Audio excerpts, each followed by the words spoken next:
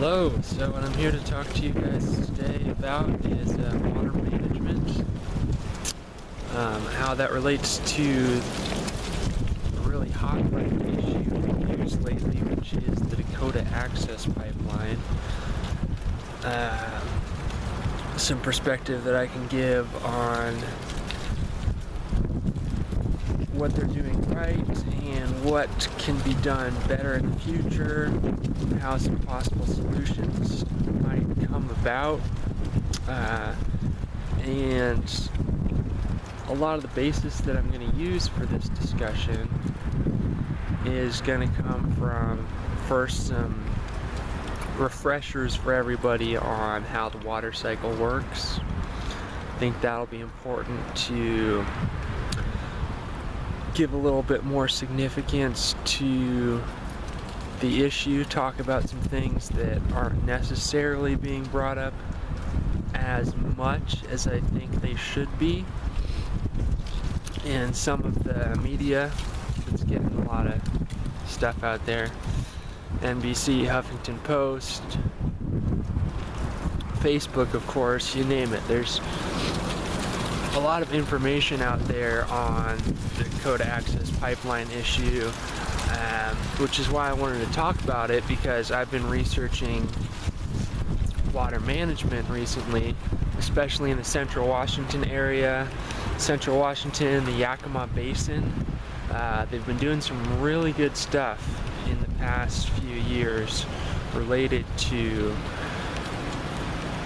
water management that's it's safe to say it's ahead of its time in a lot of respects. So if we can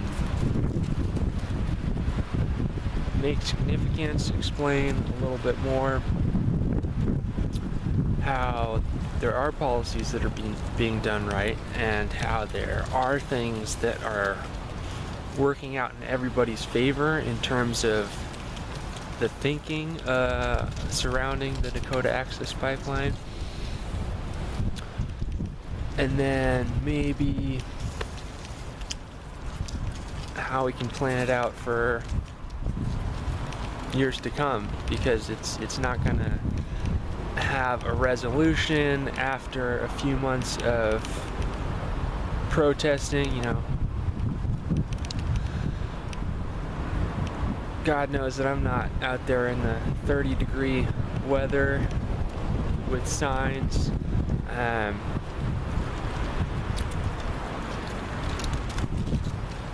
So kudos to them, praise to them. It's really an admirable thing that's being done, but I don't think that even 4 more months or 6 more months of protests like that are going to provide a lasting sort of deal that can be thought about like a solution. So going back to some of the signs that they've been holding up, there's water is life. That's a big one that is becoming the rallying cry for this whole issue. Water is life. To me, it was important to get a definition of life. Quick Google search. Something that sustains existence. So water is sustaining the existence of these people, and an important note to make about this water source is that, correct me if I'm wrong, please, it's not coming,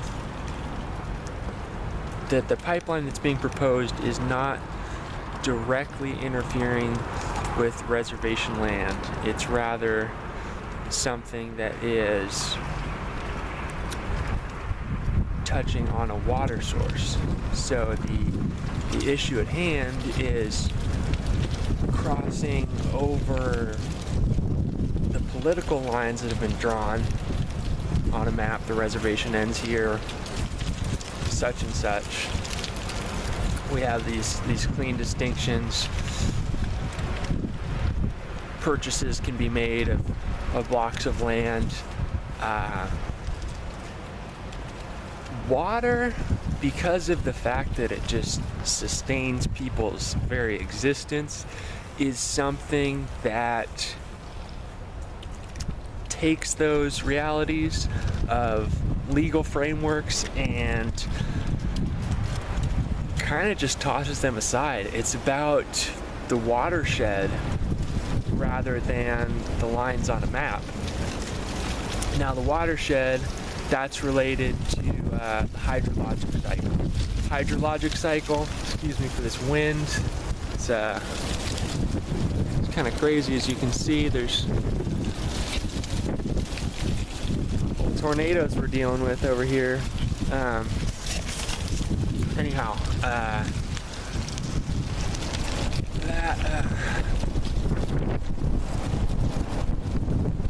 notion of the water cycle is basically something that most people have come across in 4th grade. We have rain or snow in the mountains, and that working its way into streams. It also enters in groundwater, and from these streams and rivers it goes into lakes or larger bodies of water, goes into the ocean, and then evaporates. That turns into clouds and eventually back into precipitation. Now, in my research about water management that I've been doing these past couple months, something that's come up that's rather important in my view of things, my assessment, is that flow paths and travel times are something that aren't necessarily thought about with enough depth.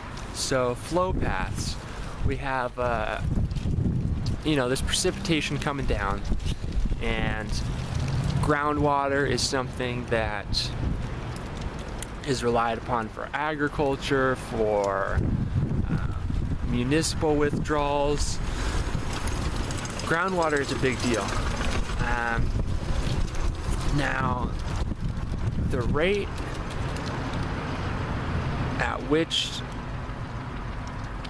these flow paths for the water, the origin being the precipitation, and then it coming down through the groundwater. Streams are a quicker path of travel. Groundwater is a slower path of travel. Now, based on how dense the soil is, the rock is, from a mountain source all the way down to it opening out into the ocean, there's going to be a lot of variety there, and that's going to affect how fast the water can travel. Now, if we understand that, it helps us to look at that diagram that a lot of us know from 4th grade, 3rd grade, whatever it is, that water cycle image, arrows kind of flowing through things. If we understand that flow paths and travel times are going to, in the actual application of these ideas, the actual way that works out in terms of management, it's going to be very different. If something that precipitation that comes down may take months, years, decades to reach the ocean by traveling through the ground. So it's not this this linear trajectory once you add in the factor of time, because we have streams taking the water down in the process of weeks or months, and groundwater from the same source, the same precipitation, traveling at a much slower rate. So what might this mean in terms of management? we have to look at the possibility of, as they're talking about in the Dakota Access Pipeline, a spill, an oil spill affecting their water source. Now, it'll have an immediate impact, right? The pipeline will be gushing oil, it'll be a visible thing, and that might be cleaned up super effectively because it's something that you can point at, you can measure how much is getting released, and from there it can get cleaned up, right? The surface stuff. But that's similar to or what that's going to affect rather is kind of the streams and rivers aspect of the water cycle, right? That surface stuff, which is moving at a faster rate, it's more visible. But what happens when we look at the leaching, that this stuff that didn't quite get cleaned up in time is going to have on the groundwater, on the subsurface component? And that could easily be something that farmers are, down the flow path of this oil and water mix from a potential spill. That might be something that they're having to deal with years later. So if I was in charge of this oil company, I'd be thinking twice about the risks that are going to be involved with a potential spill, because if we really get our act together in terms of proper water management, we're going to be able to track it back. People in that watershed are going to say, hey, not only do I have a coalition of people that use this river source as drinking water, we've talked to the people downstream, they're going to protest because it's affecting their wells that they pump for irrigation, and it's killing their crops, it's taking away their livelihood. If that kind of spill were to happen, it could just make it so a farmer is totally unable to produce safe crops for years, right? We don't have all this stuff mapped out yet, how exactly a watershed works in unison. We know the mechanics, but for each watershed, we don't necessarily know how old that water source, if we drill a well 100 feet down into the ground, get some water out, sample it, it's going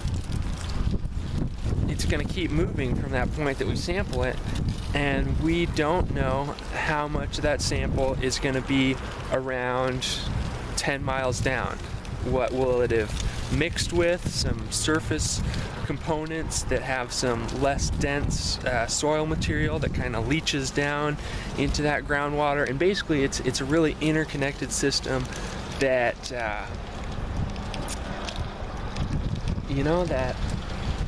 that fourth grade model with the arrows from the cloud to the mountain to the ocean is a good starting point. It might not really do the entire watershed justice. I hate to say it, but there's a bit more to it. And so what can we take from these kind of thoughts? Like, there is a bit more to it. These flow paths and travel times are pretty complex. Damaging one aspect of a water source is gonna have an effect that's hard to understand. Well, I suggest, based on what I've been learning about these past couple months, that we take a look at Central Washington, where the Yakima Basin Integrated Management Plan. Yakima is the river, main source of the watershed for the area, and this integrated approach is totally spot on. It's a factor of some mismanagement a couple decades ago, honestly, if I'm going to kind of trace how this good policy came into being. It was actually sourced from some mistakes, or it depends on how you look at it. But the Columbia Reclamation Project was something that you may or may not have heard about as part of a larger idea of making dams so that areas could become livable, could become places where people were able to farm, start a community, even if that wasn't necessarily in line with nature's plan. So what that means is some dams could get put up, as that's been a worldwide part of modern civilization, is damming up areas for consistent water withdrawals throughout the year. So what that means in Central Washington, in the Yakima area, we're talking about Kittitas County, Yakima County, what that means is that